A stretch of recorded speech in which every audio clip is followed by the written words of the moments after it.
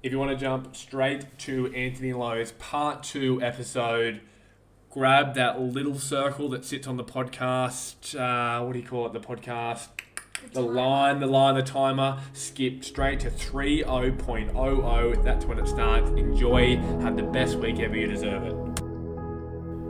Part 2 with Antony Lowe with a 20-minute chat. Kelly and I are talking about initial consultation, the review consult, ITB and biomechanics, patella dislocation and surgery, the research in practice, group, treadmill assessments. Anything else we talked about? I covered it all. A little bit of disagreement, but that's all right. That's normal. The biomechanics stuff a little bit, but I can't think of anything else that we spoke about. Yeah, they were that was the main all. Ones. Yep. Yeah, and then part 2 with Antony Lowe. Second half talking mostly about, initially, sciatica and back pain with running, how to help people with running, just general running injuries, plantar fascia activation. You like that one. Neurology-driven mechanism and treatment, the importance of the narrative in patient care, And uncertainty. Silly running part 2, that comes in. The uncertainty of physio research, potential harm of certain exercises like sit-ups, hint, there isn't much, misconceptions surrounding diastasis and abdominal training, and the importance of introducing variability in running techniques to prevent repetitive strain injuries. Why are you pointing at me? Because we all need variability in our lives, especially as runners. I'm not for everything. For everything. The body likes variability. It does, but not Variation. too much. A little bit of variation here and there. Just like hot sauce and then...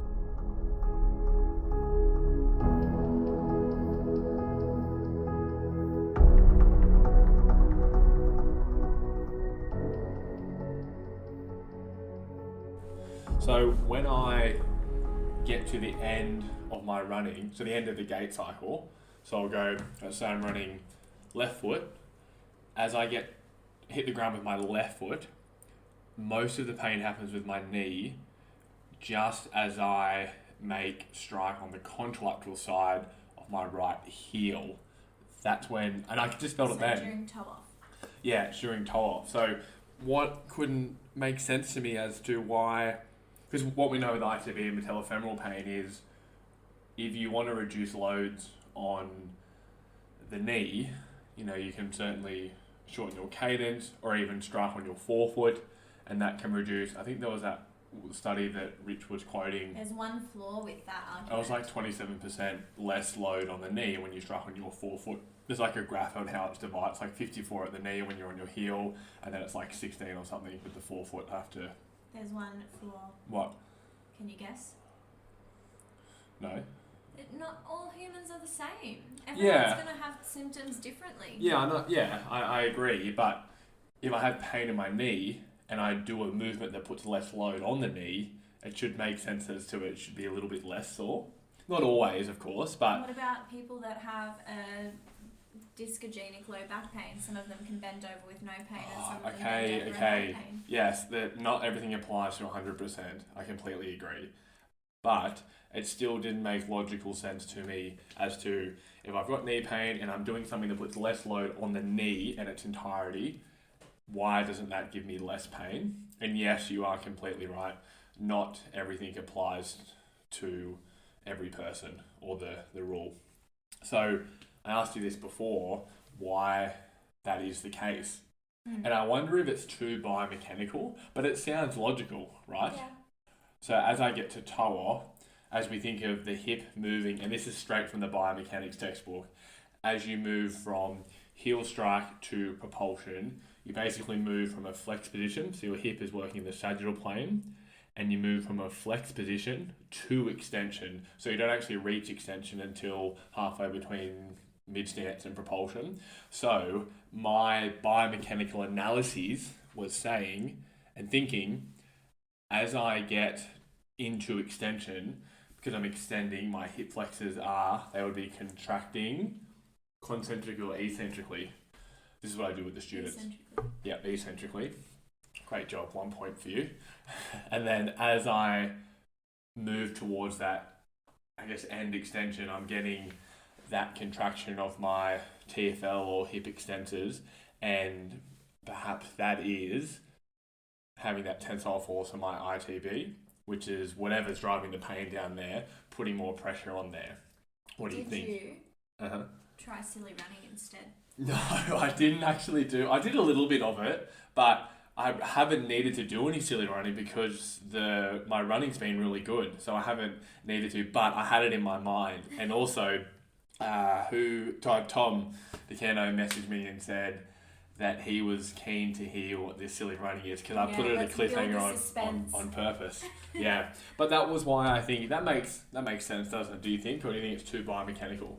I guess so. I guess it can make sense. I think everyone's different, so I think that's also why it doesn't make total sense, but theoretically it could. Yeah.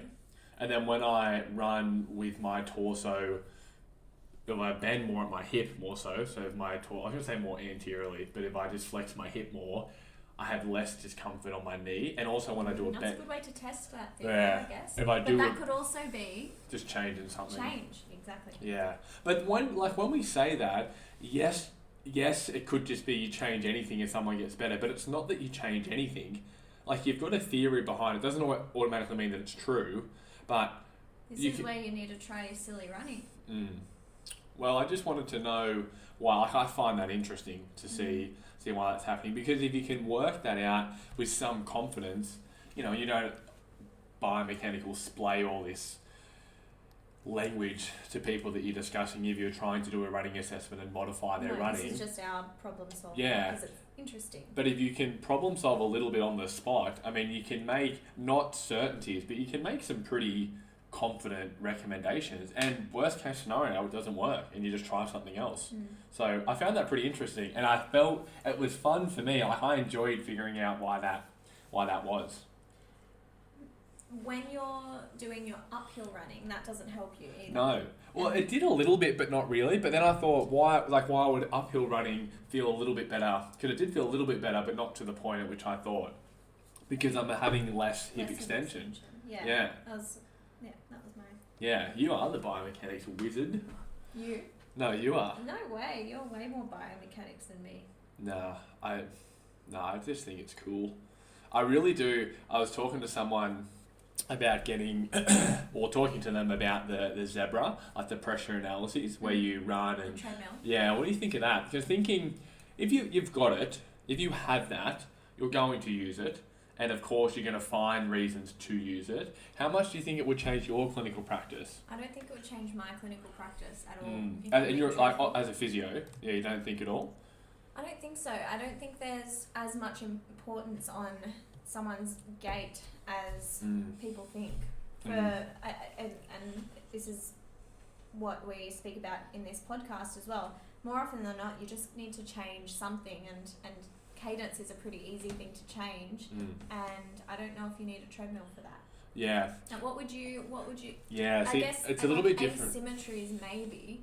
Well, but also, I don't know. Yeah, I mean, if you see the asymmetry, because you can only see pressure. That's all. I mean, I guess you can see 3D or 2D like analyses, but I'm talking just pure with the pressure. I think it would have great value. I think it would be cool. But I'm like, would patients need to see it? So if I'm trying to deflect or take away pressure from the plantar surface of someone's foot, which is a lot of what I do, capsulitis, plantar plates, perineals, all that kind of stuff, heel pain, if I can see objectively, hey, there's less kilopascals now through your heel, and they're like, oh, okay, that's pretty cool.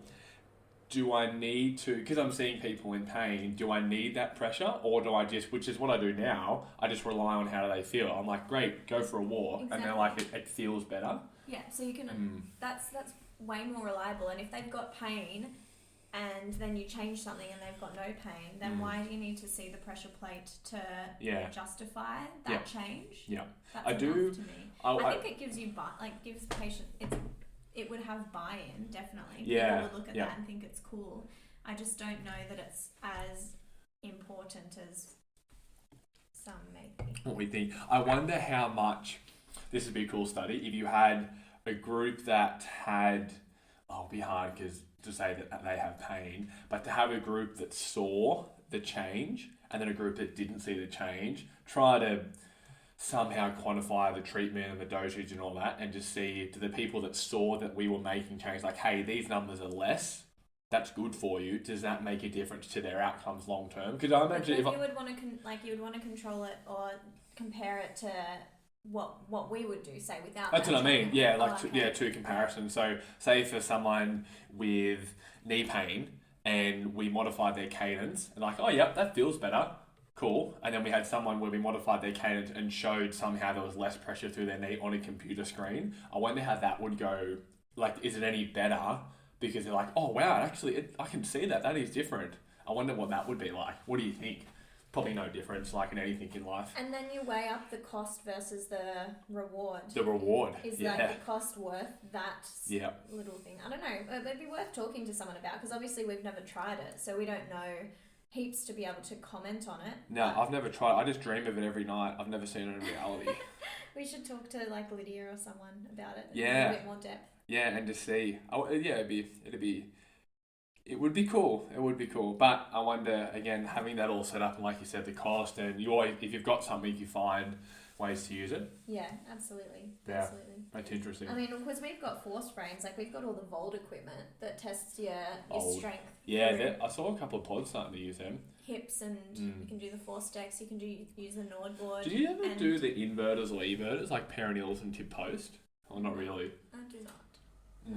I wouldn't even know how. I guess I could. Do you know how? You just do what the muscle does and resist it. I do it with my hand. And they reckon once I do it with my hand. I just don't use the Volt equipment for it. Basically, my hand is a force plate. I've tested that many tip posts.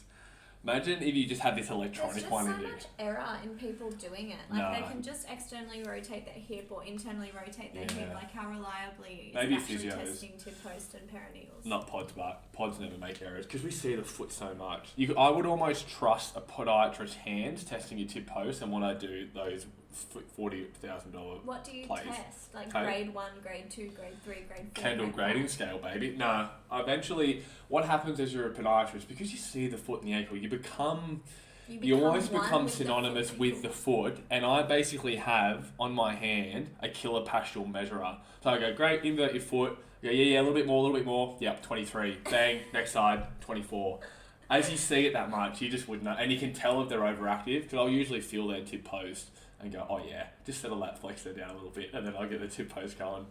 No, not really, but I just basically test it to see if it's sore. That's all I'm doing. Do you then, this is one I like doing, I like taking them to like end range eversion and then testing inversion strength, and then taking them to like end range inversion and testing eversion strength. Yeah. I reckon that really winds up a few cranky perineals and It's funny when you... So on most people that we see, when you evert their perineal, you can see their tendon, and it's incredible to think how small it is. Like, it's not that thick compared to the Achilles, and yet it does so much. Have you when if you do it with tip post as well, and I'll show patients, especially on your foot, you've got the highest arch in New South Wales at the moment.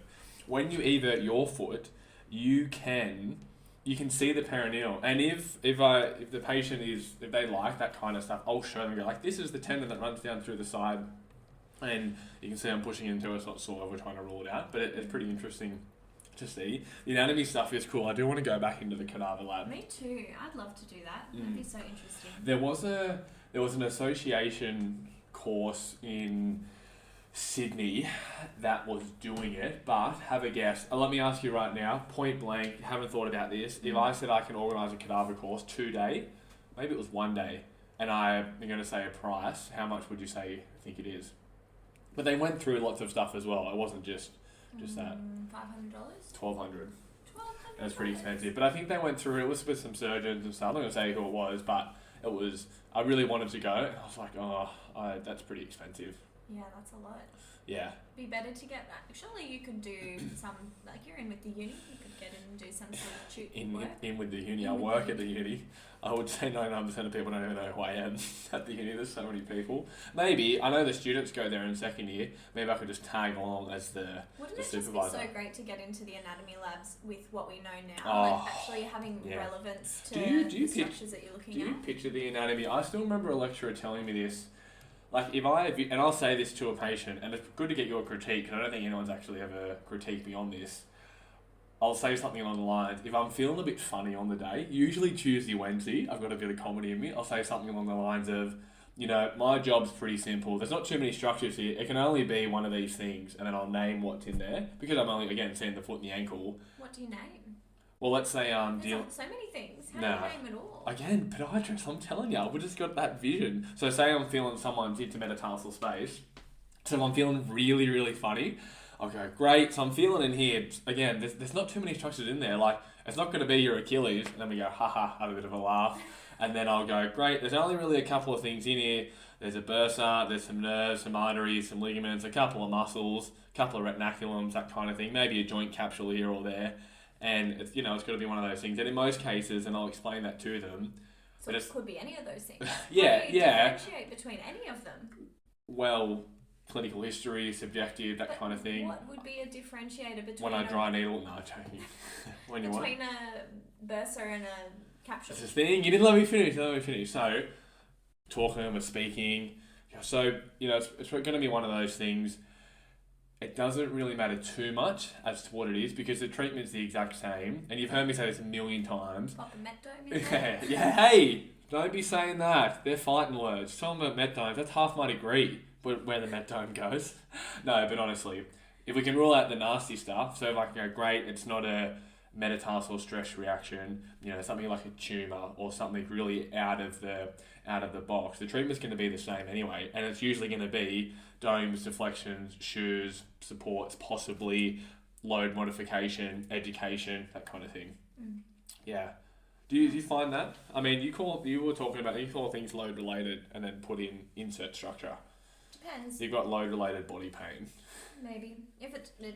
Sometimes. It depends on the person and what their complaint is and where it is and how confident I am on the structure. What's the most commonly seen in the hip? Like deep in the hip, not on the outside, like anterior hip. Is it FAI? OA? It depends on the age. Yeah. Does hip OA? Anterior hip pain. I know it's different as where you see it, but does hip OA generally have a better prognosis than knee OA? Surgically, yes. What about conservative? I assume it's managed the same. Probably depends on the person and how engaged they are with exercise and lifestyle changes. Generally that you see. If you could control those factors, yeah. I reckon knees are easier than hips, to be honest. Yeah. But that's just my personal... Is it the same thing, just exercise, just general hip stuff, I guess, whatever, local lifestyle changes, keep them moving, eat healthy, stuff like that. Eat your greens. Greens. Anything good happened to you this week? Yeah. Other than you getting to be a physio, which is the best thing ever. And did a presentation on MTSS on Friday. Yeah, we're going to be talking about that on the Patreon. We're going to talk about that on the Patreon. Which is MTSS for spinal stress injury, and the big question you ask at your presentation, take it away. Is MTSS on the bony continuum or is it its own separate pathology? And how would we treat it given that we maybe don't know the answer to that? Yeah. Yeah, and then also on that night was cool. One of the knee specialists was there, and another presentation that was happening was on patella dislocation. He was talking about it was a younger teenage case who had recurrent patella dislocations, and there was initially a bit of a question around if you could surgically, if you could do an MPFL reconstruction. What is it? Medial patellofemoral ligament reconstruction. Oh yeah, I knew what it was. I was just checking. Because anything above the foot. Initially they can't screw into the growth plate. Where does that ligament? What does that ligament do? Does the ligament hold the patella? Yeah, it stabilizes the patella a little bit. And inferiorly or superiorly? Medially. Yeah. So it stabilizes the patella medially to prevent it from dislocating laterally. Laterally. Yeah. And so this patient that they were talking about was very, very tall, and the specialist was like, that's okay, he doesn't need to grow anymore, we could just drill straight into the growth plate. Why does he need to be any taller than what he is? And I just thought it was just so funny how it's just such a throwaway thing and doesn't even matter because they're tall enough, and I don't know, interesting. Well, I guess thought it was quite funny. Yeah, I mean, you always have context and your opinion can always change if you see the person, but... that wouldn't be the case for everyone, I'm sure, but it was just quite a funny conversation. Those nights are awesome. the night Kelly's referring to is Ripon. So you would have heard we had Connor Glenhill on maybe 4 or 5 episodes or so, and he was talking about Ripon. It's him, and there's many people involved, but him and Nikki Manville, who's also been on the podcast as well, do lots for that. And Ripon is research in Practice Network, yeah, which was awesome. I went to it on Wednesday to watch you present, saw about knees and also about back. I didn't say one word, just sat up the back and listen, and it's just awesome to hear the conversations. Yeah, it's so cool. I always learn a lot. Lots of questions and people bouncing ideas around the room, and it's not often that you get that many opinions in one space with a sort of safe place to have a good discussion around cases and what different people might do. Yeah. That's good. Yeah, there was a person there, we'll talk about that presented, that was talking about cases and just was so okay with the uncertainty and just saying, I thought this, but I was surprised it didn't work. What do you guys think? And that was just so open-minded, and the question was really open, and everyone just kind of discussed, and some people agreed and disagreed, and it was fine. Like, that is just that's something so that I really wish would change, and maybe it's a person thing rather than a profession thing, but I wish we could all get better at taking criticism and feedback and having these conversations where we're okay with being wrong, myself included. Like, I'm not saying that I'm good at that, because I'm not. I think we all get a little bit defensive at times, but I wish we could have these open discussions and not take it personally and all just get better and learn from it. It's cool.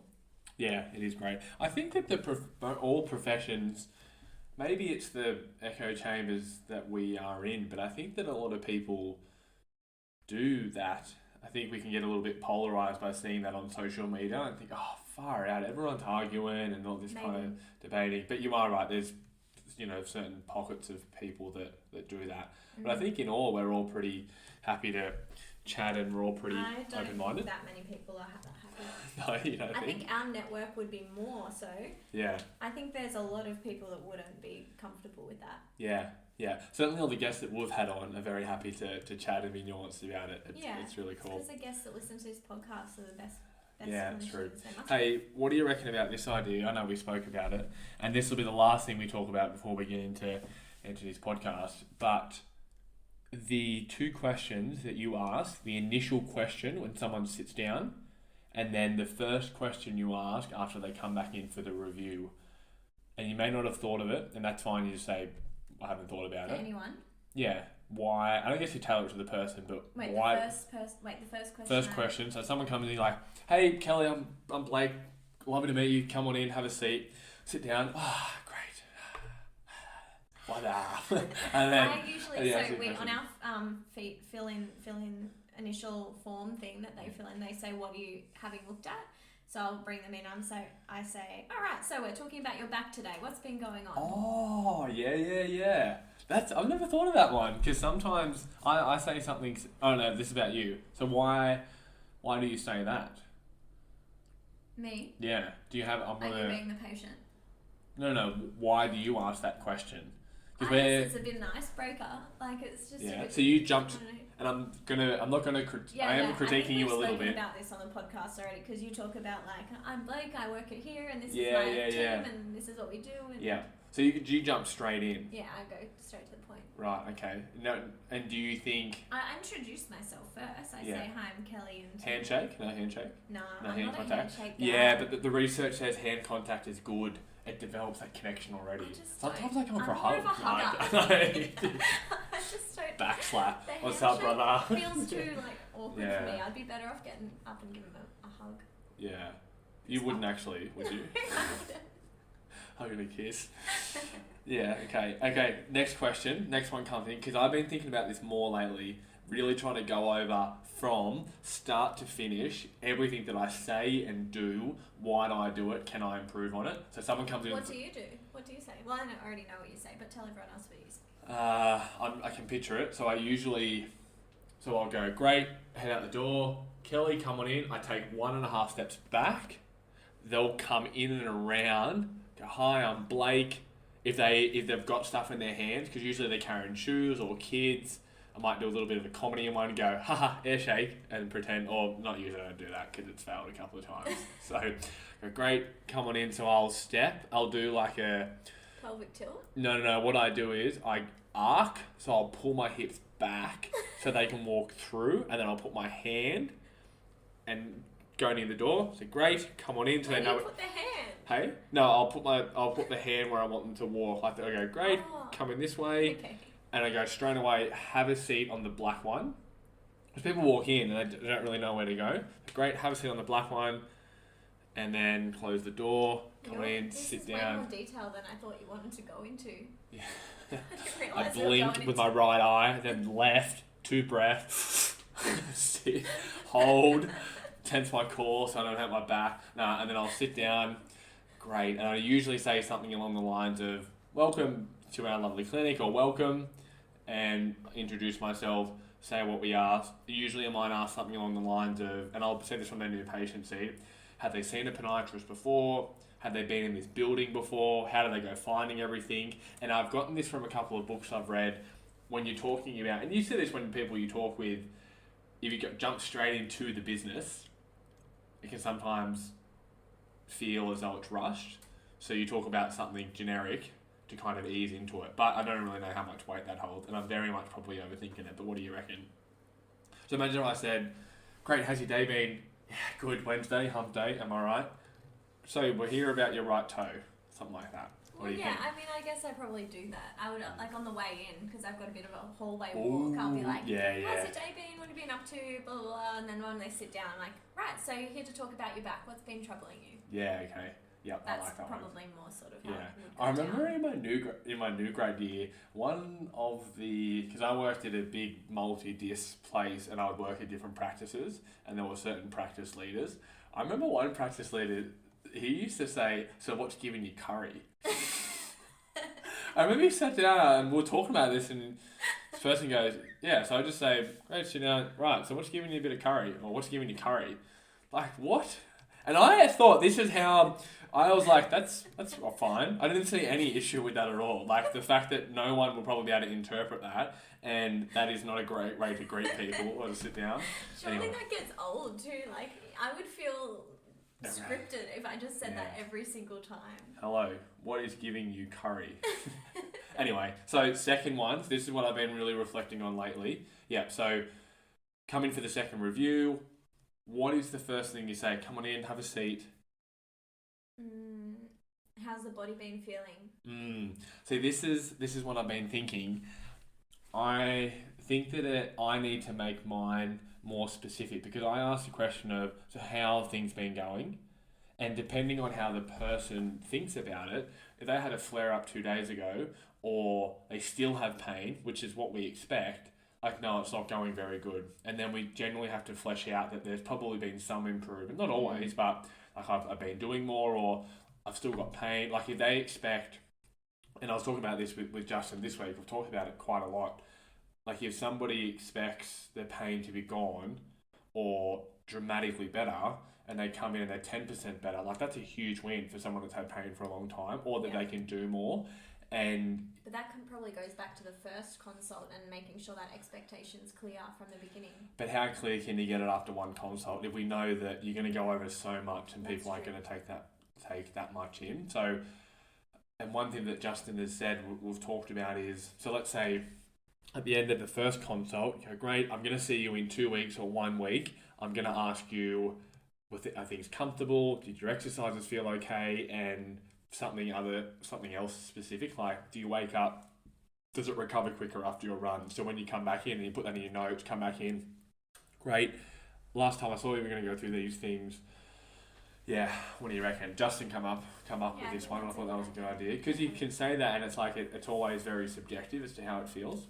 Yeah. I think that sounds good. Not too bad. I say something similar when it gets to, that sort of point where they're starting to get a little bit better and they don't really know what they want to do next or where to go from here. I say towards the end of the consult, I'm like, look, so next time I'm going to ask you, what's next? Where do you want to go from here? How things have been going? So start to have a think about that now. You don't need to answer that now, but that's going to be the first question that I ask you when you come back. Yeah, that's really good. Yeah, like what else do you want to... Yeah, that's good. That's really good. I haven't thought of that one, giving them something to think about, because I usually leave it with a little summary, but not for something for them to think about, other than like, just, see if things are comfortable, see how you go, that kind of thing. That's a good one. Yeah. All right, let's end it there.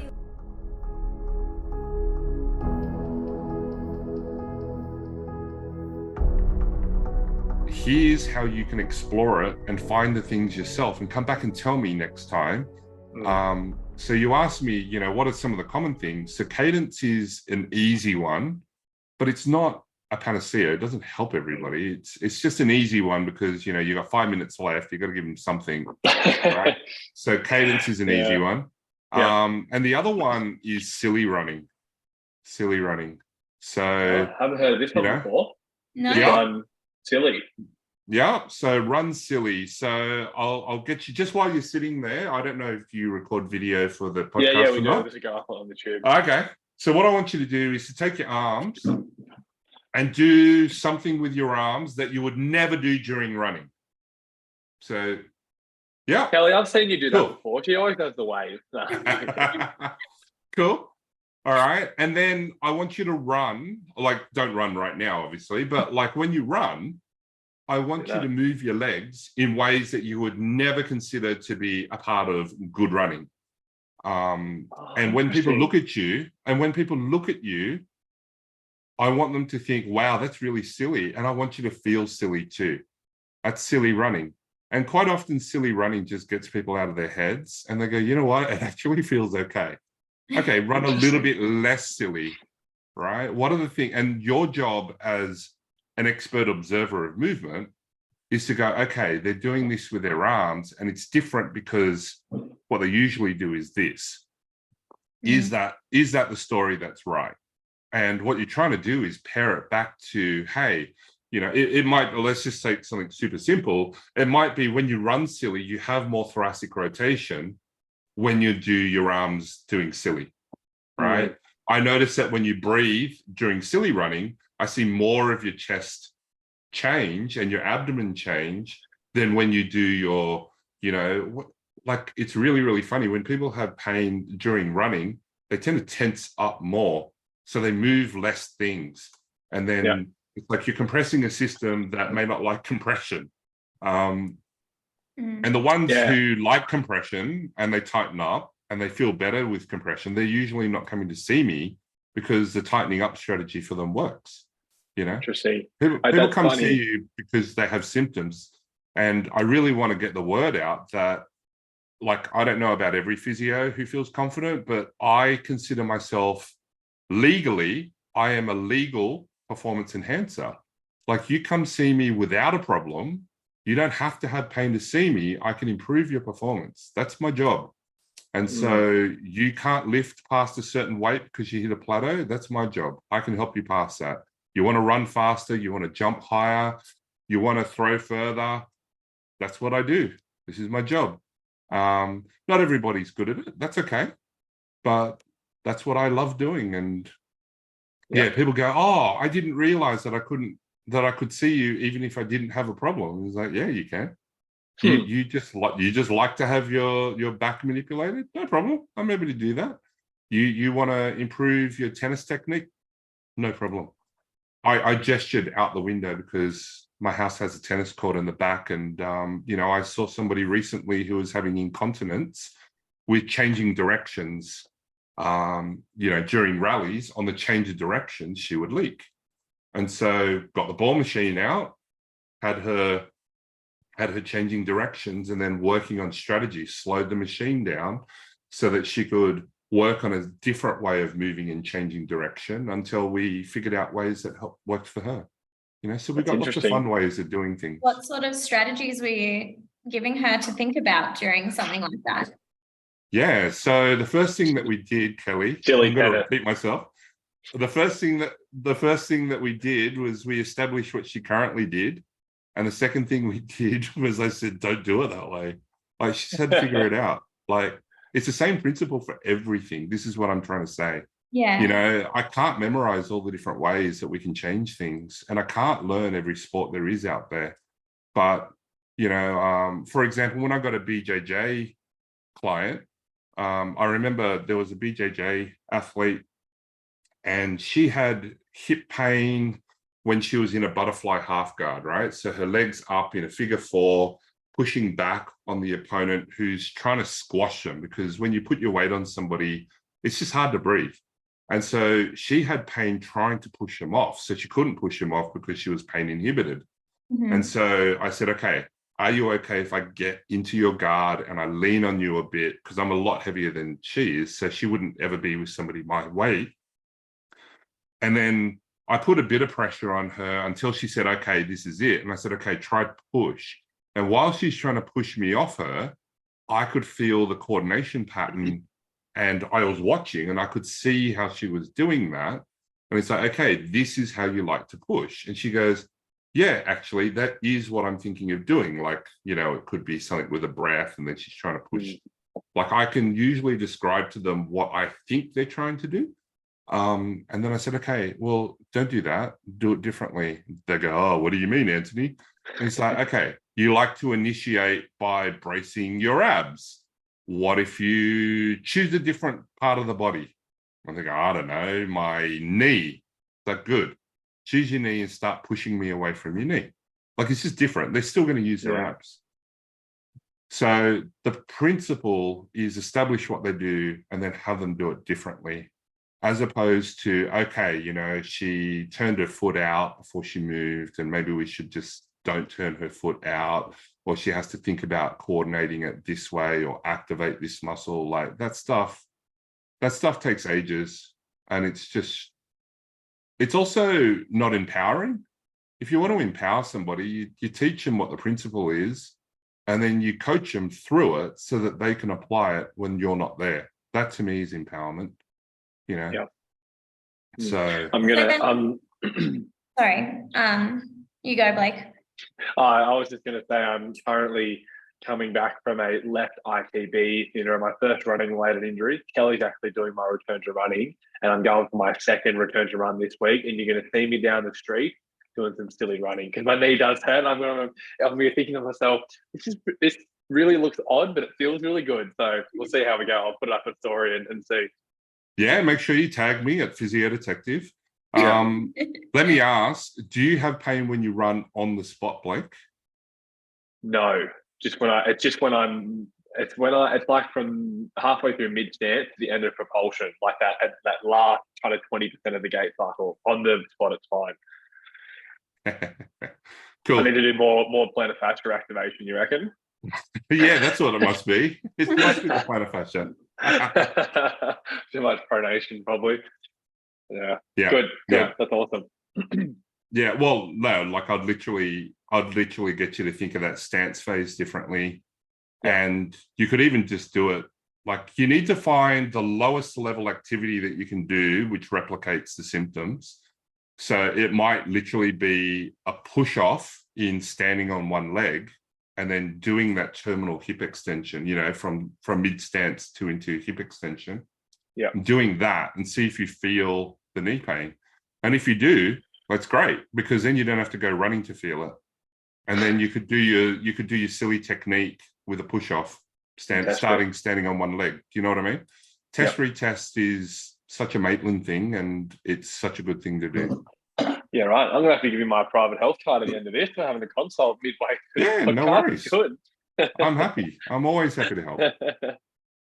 When we're treating things like incontinence and we're following that principle of seeing what they're doing and then getting them to do something differently, the way in which that's working, do you think that that's more like a neurally driven mechanism by which it might be effective, or what are your thoughts?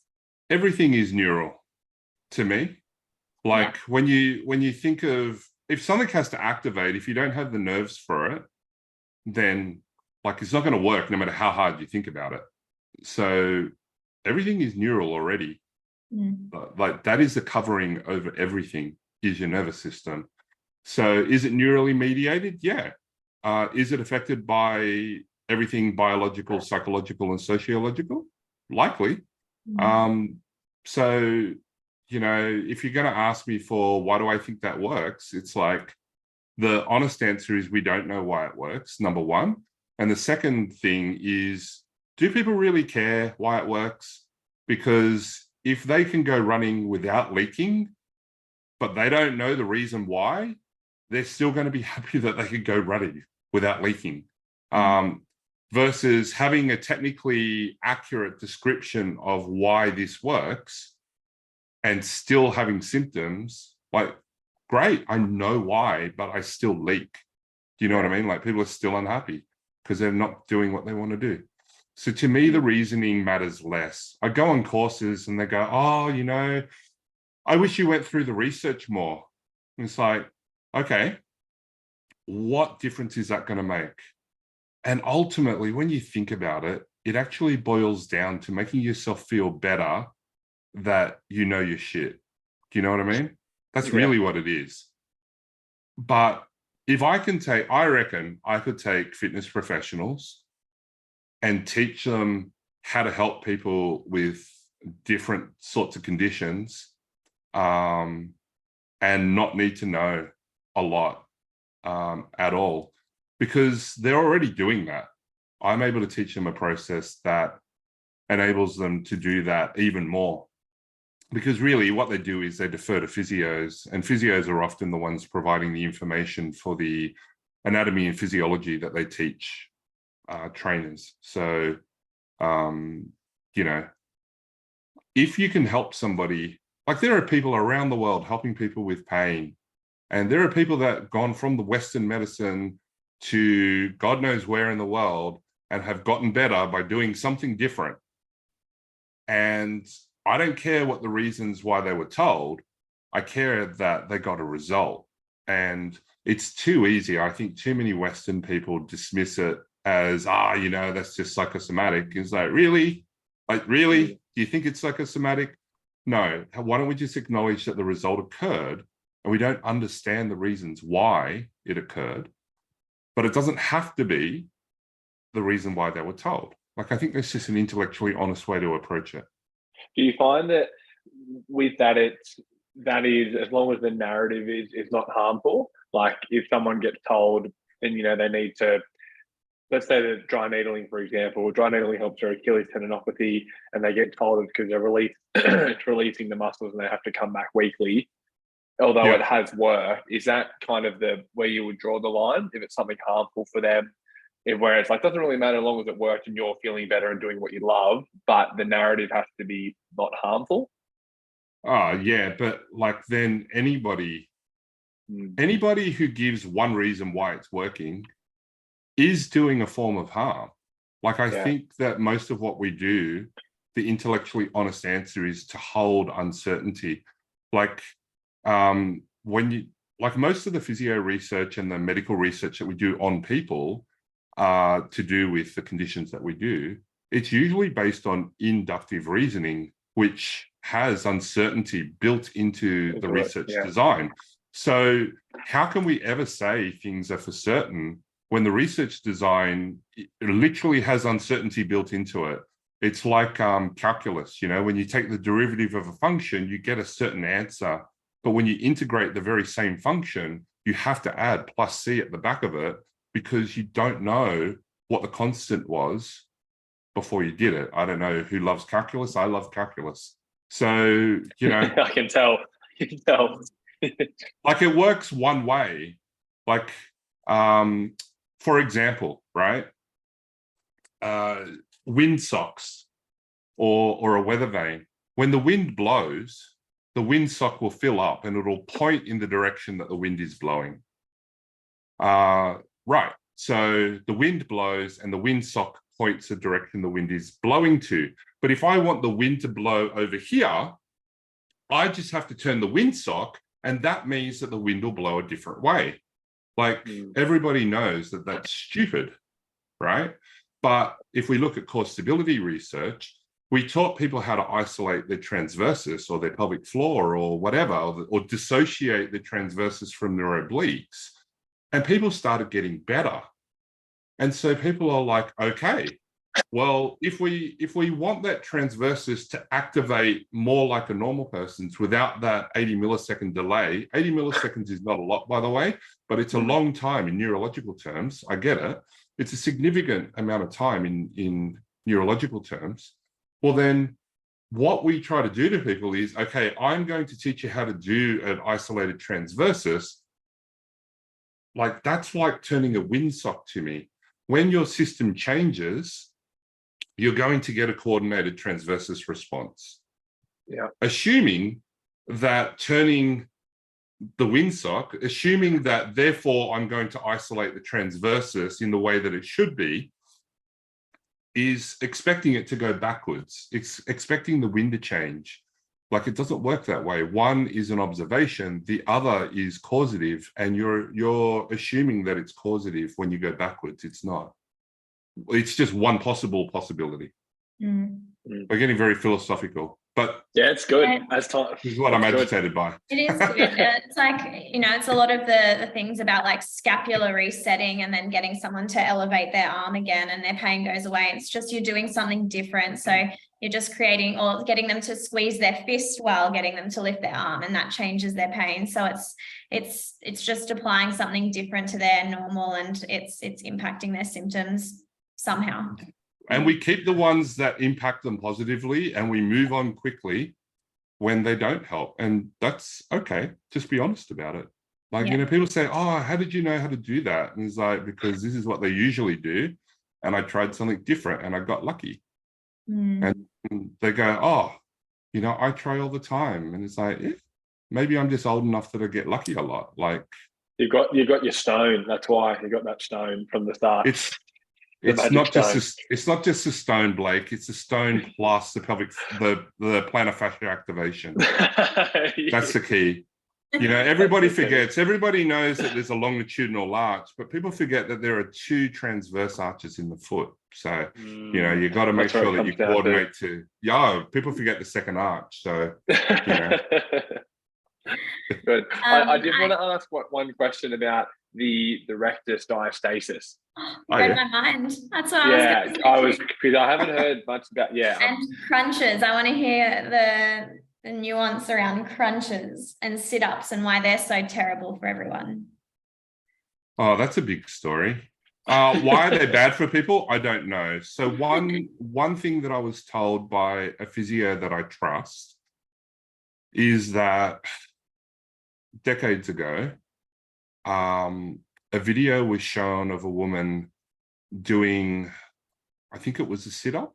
It could have been a crunch, but I think it was a sit-up. She did a sit-up and she pushed her prolapse out past the opening of the vagina, right? Wow. That is a very visual video to show somebody. And they told me, like, everybody who saw that video was all over, don't do sit-ups. And I get it. There are people that would sit up and progress their prolapse like that. And that is not what I'm about. I'm not for that. I'm for assess it instead of give a blanket ban on an exercise, which is, number one, not harmful on average. And number two, I don't know why people hate sit-ups. People say, oh, it's not a functional exercise. It's like, have you ever tried to get up out of bed? Yeah, I know. Like, do you not have a use? Yeah. Get off the floor without rolling onto your side. Like, of course it's a functional exercise. It's a functional thing to do. Like, anyway, don't get me more agitated. So I think that's where that started. And then the whole idea that, diastasis is a separation of your, it's the space in between the rectus diastasis, right? And so there is zero muscles that cross the midline anteriorly that will close a diastasis. Now, some people are going to argue with me and say, oh, but the internal oblique has that fiber orientation with the external oblique on the other side, and you create this corseting, blah, blah, blah, blah, blah. And it's like, well, okay, number one, there's a methodological problem with that study. Number two is that those muscles still pull laterally.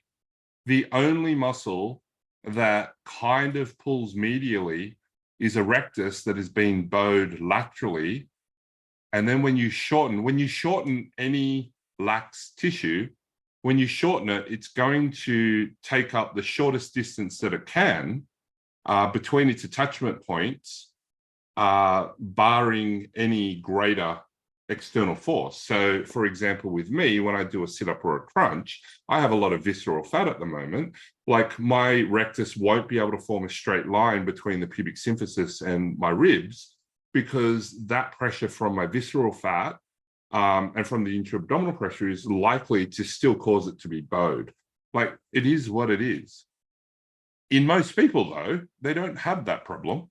And so if it's bowed outwards, like 2 parentheses, when you use a rectus abdominis muscle, it will shorten to a straight line. And that's the thing that will cause a decrease in the measurable interrectus distance, which doesn't necessarily mean it's curing, in inverted commas, the diastasis. For me, why can't we train the whole abdominal wall? Why can't we see how they do things now and then integrate it differently with different coordination patterns? Why can't we, like, most people don't like how it looks. And I say that not because people are vain, but you ask closely enough, people will say, look, it doesn't matter to me how it looks. I want to be able to do what I do. And you ask them the question, okay, let's imagine that you are unrestricted. You can do absolutely anything you want to do. Would it still matter how it looked? And they will tell you, well, yeah, I still want it to look good. Like, aesthetics is always a part of it. Like, I don't think I've honestly met a person that hasn't said, oh, well, yeah, you know, I prefer to have a more rounded tummy than a flat tummy in a bikini. Yeah. Like, you know, people still do care, right or wrong, it doesn't matter. Like, people still care. So we should just acknowledge it and help them achieve whatever goals they want to do. So as long as it's not illegal or unethical, right? So, yeah. So that is not just because of a diastasis. That's going to be because all of the tissues in that area got stretched. So we're not just talking about the linea alba thinning out and widening. We're also talking about the posterior rectus sheath, the anterior rectus sheath. We're talking about the semilunaris. We're talking about the anterior and the posterior sheaths of all of the oblique muscles. So internal oblique, external oblique, and transversus, they all have an anterior and a posterior sheath around those muscles. We're also talking about the peritoneum. We're also talking about the parietal peritoneum, like the tissues that hold the internal organs together, because they can be stretched out too. You know, what contributes to somebody's abdomen being rounded, which is usually what they don't like, is a combination of a whole bunch of things. And the said principle still applies. You know, your body will adapt to the load that's placed upon it, specific adaptations to impose demand. So if people want a shorter, flatter tummy, teach them how to shorten their tissues. Like, if you want somebody to walk around with bent elbows while they're walking down the street, teach them how to do bicep curls, starting from a flex position, in a range only, never going to full extension, never doing tricep extensions, never teaching them to straighten out their arms, bench press, never lock out your arms, always, you know, partial repping it. Like, the body will adapt to keep the elbow bent if you keep training it that way. If you want somebody's tummy to change, well, then teach the tissues that you can change to be shorter if that's what they want. Just be honest about it. And diastasis is not the skin and subcutaneous fat. That's got, like, we can't change skin and subcutaneous fat.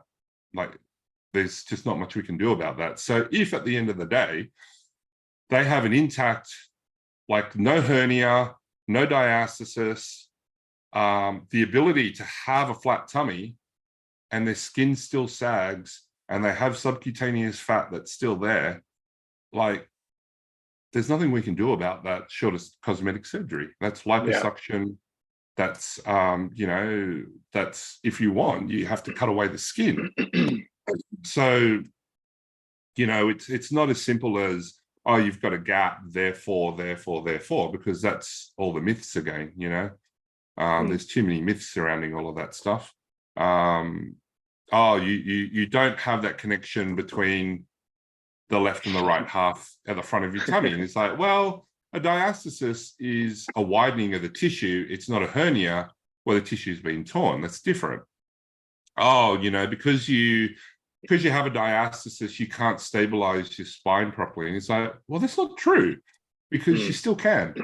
It's just different. It looks different. The coordination pattern's different, but it doesn't mean that you can't coordinate it. There's a whole bunch of myths that go around and around about this stuff. Yeah, and they just keep they kind of all form into one, to the ultimate myth, and they start from this little one and get all the way up to the end, to the top of the mountain. Well, and you start building on things that are just silly, like, any anterior movement of the linea alba should be discouraged. And it's like, why? What if they have it during breathing? Should they stop breathing? Because there are people that will, when they're breathing, you will see that linea alba push out. It's like, what, you think this is going to make their diastasis worse? Like, where does this come from? If you were to take a cloth, a t-shirt, any sort of fabric, and you're going to tear it, I dare you to tear it without putting a lot of tension on the fabric first. You can't. You have to cut it. And yet, this is my hard doming, soft doming analogy. If you've got a balloon, you can blow up a balloon to a certain size, and you can poke your finger into the balloon and it will not pop on you, right? You can push it in. It's not a problem. You can even touch your palm that's holding the balloon. If you blow up a balloon hard enough, it gets to that sort of tension where you push on it and then you think, well, if I push any further, I'm going to break this balloon. Right, because it's on a lot of tension. Just because the balloon is blown up doesn't mean that if you poke it, it's going to burst. In the same way, if you're concerned about stretching somebody's diastasis, and it's so soft that you can push on that bulge and it just goes all the way back in, like, how is this going to make it worse? You're not even at an amount of tension that can resist your finger going down there, right? So how are you stretching it if it's just moving? It's just taking up the pressure that's there. It's like, it doesn't make sense to me. That's like saying, how did you tear your Achilles tendon? Well, I was lying there with my toes pointed at the time, and then it went pop. It's like, did somebody yank on your feet? Did you kick something? Did you? No, I just was, I was lying there with my toes pointed already, and I just reached up and stretched, and then my Achilles went snap. And you'd be like, that just does not make sense at all, right? Like, who tears an Achilles like that? That's how dumb the whole idea of, oh, I saw a little blip, I saw a little movement of the anterior abdominal wall is to me. It's like, how are we making it worse just because it moves a little bit? And it's so soft. It is so soft. And people are freaking out because, oh, it moved there. And it's like, and like, apply material science, like, apply your first and second year physio knowledge to this. You cannot get to plastic deformation without taking up all the elastic deformation first. Like, you have that elastic zone for a reason. If you want permanent change, you got to go to plastic deformation. That's when your stress strain curve goes so that it's no longer linear. You are putting excessive amounts of strain on it. That's going to feel hard, right? And hard doming is not even, the hard doming, the way that I teach it is not even, I think it's at the end of the elastic zone. I don't think you're going to do permanent damage with hard doming, but people want to, when should you stop? And it's like, okay, hard doming. Like, I think you're still probably inside the safe zone, but if people don't want to go to the plastic zone, it's probably a good place to be. Yeah, that's a good analogy. I like it. I think there's been a lot of good principles that have come from this, just to get us thinking about a lot of different injuries and conditions. So all Blake, I can think about is the plantar fascia. I did see a guy rupture his Achilles once. He just didn't activate his transverse arch dropped 1 millimeter, and then it just went, as they do. Yeah. Like you're going to get a rupture of that transverse, Like, here's the stupid thing. I'll give you one more that's stupid, okay? There are people that are out there that are told that until you can control bent knee fallouts and leg slides with your isolated transversus, you can't progress to harder exercises. God, so many buzzwords in that sentence. Even though they walked in the door, even though they probably picked up a bag and carried it, like, all of these things are going to activate your transversus more than, like, just being upright is going to activate your transversus more than you lying there doing a leg slide or a bent knee fallout. Do you know what I mean? What if postpartum, the reason why your exercise class with bent knee fallouts, not letting them progress until they can master it, blah, blah, blah, is not because they learnt how to do it properly? What if it's because you had them lying there doing fuck all, and that's exactly what they needed postpartum? What if they needed an hour where they could go, you know what, I have to go to my rehab class, and they got to lie there and do gentle exercise and have a chat with some people that are not babies? Like, what if that's the benefit of that class? Like, just be honest about it, instead of this, until you can do this, you can't do that. Like, it's so dumb. Dumb. Anyway.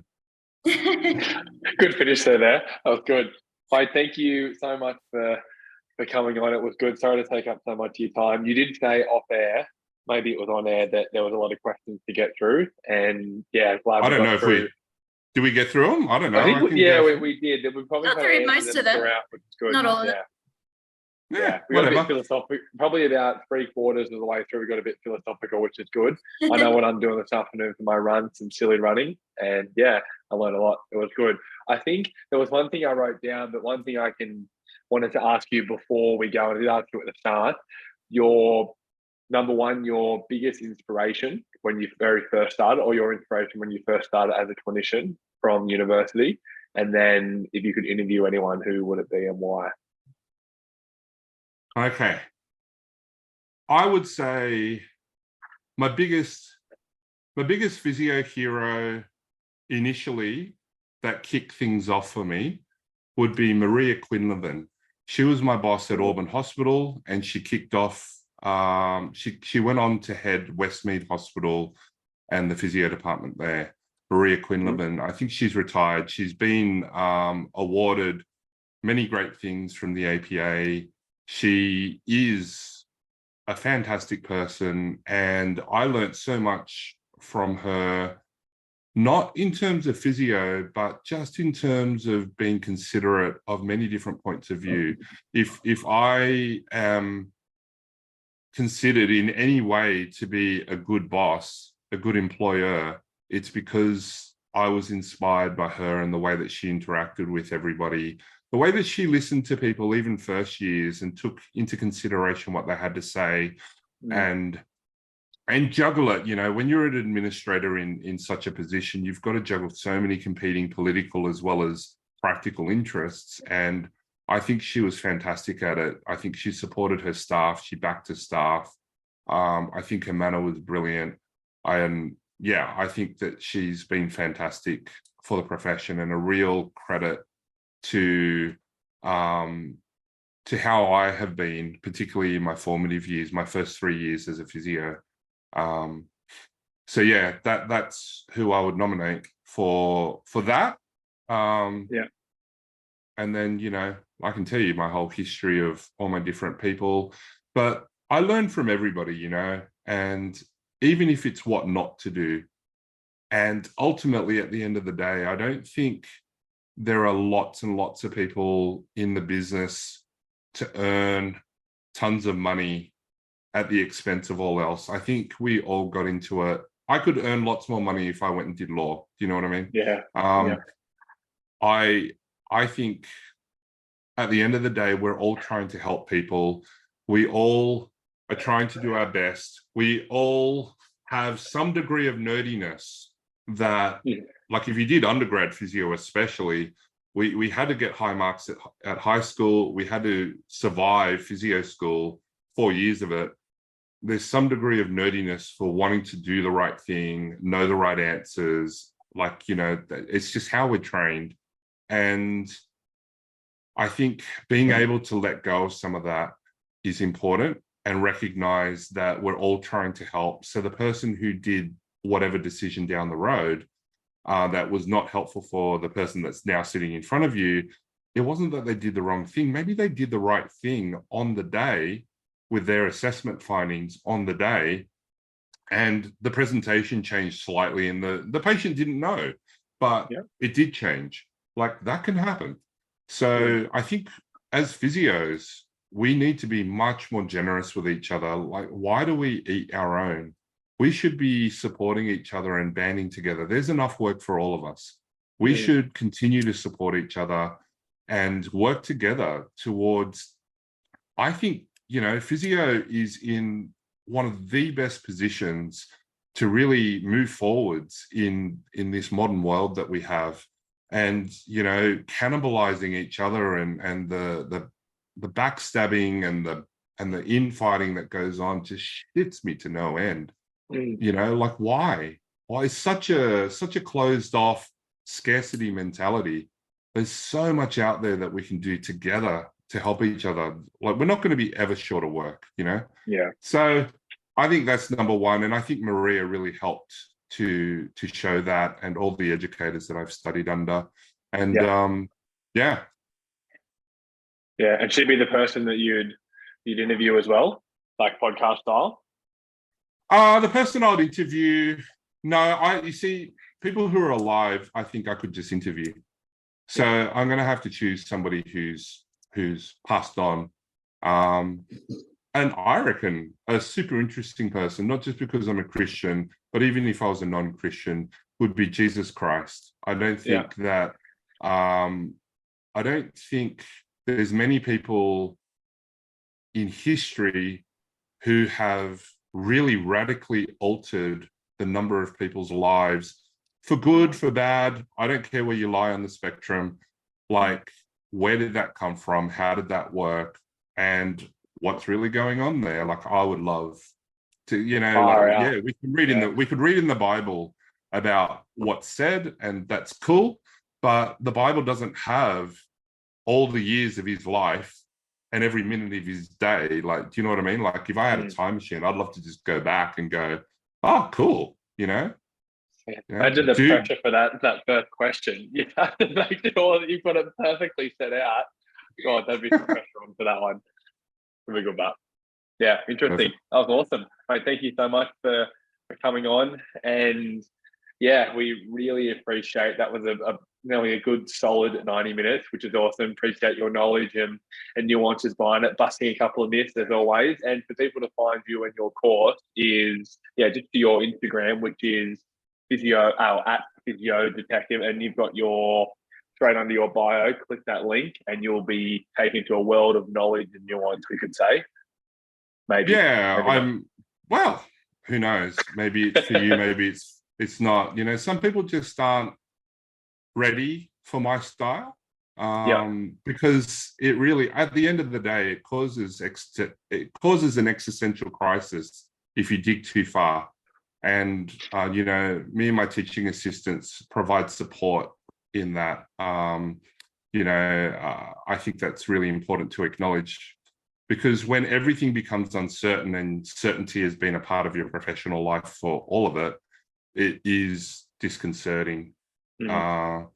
And, I still use manual therapy every day. I love manipulation. I use dry needles. I use taping. I've got dynamic tape. I've got all sorts of stuff. I've got a real-time ultrasound machine. I don't use it for diastasis as much as I use it for acute shoulder, hamstring, Achilles, calf, foot, ankle. Like, I use it more for that.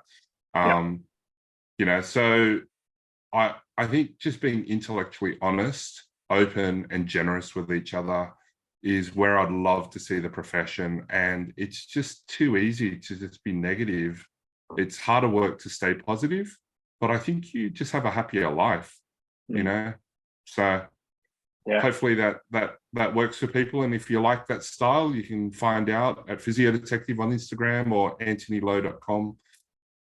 Or just message me. My phone number's on my website. Just SMS me. I don't care. just give me your address. I'll go to the couch. He said come in for dinner. He's fine, even when he's not there. Yeah. Awesome, mate. Lovely. Thank you so much for coming on. Enjoy the rest of your week. Thanks for having me on. Really appreciate it. Nice to meet you both.